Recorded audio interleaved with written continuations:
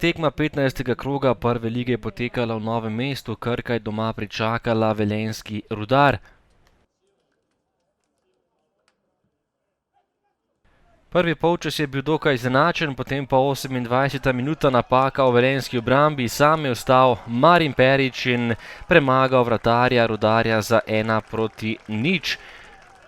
Izjemna žoga Welbecka, ki je priboril žogo na sredini igrišča, Perić pa je popeljal Novomeščane do prednosti. Še ena priložnost na drugi strani za Ivana Firerja, predložek pred vrata, sam je ostal Firer, ampak odlična obramba Pelina, ki je obranil to priložnost. Do konca prvega dela še nekaj obetavnih akcij, najprej mimo gola Jahić, potem je streljal še Šaban, ki je prišel do strela po podaji Vučkiča. In nato še napad Krke, žoga pred vrati, spet je bil Šaban tisti, ki je streljal tokrat visoko čez gol.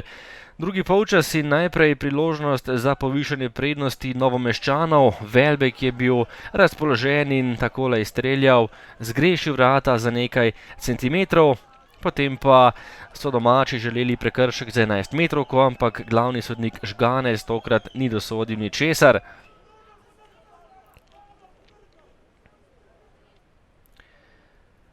Še ena akcija Fučka, ki je prodiral po levi strani, podal žogo pred vrata, kjer je bil Kastrevec v dobrem položaju, ampak zapravil tole izjemno priložnost.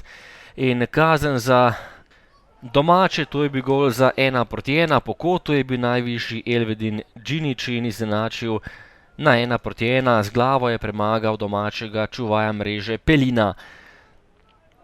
V zaključku dvoboja še dve priložnosti, ena na vsaki strani, najprej dvojna priložnost za Krko, prvič je streljal Šaban, potem še Fuček, žoga ni željela mrežo, nato pa še kot za Velenjčane in priložnost za goste, streljal je Kocič, za las mimo gole, ostalo je pri delitvi točk v Novem mestu.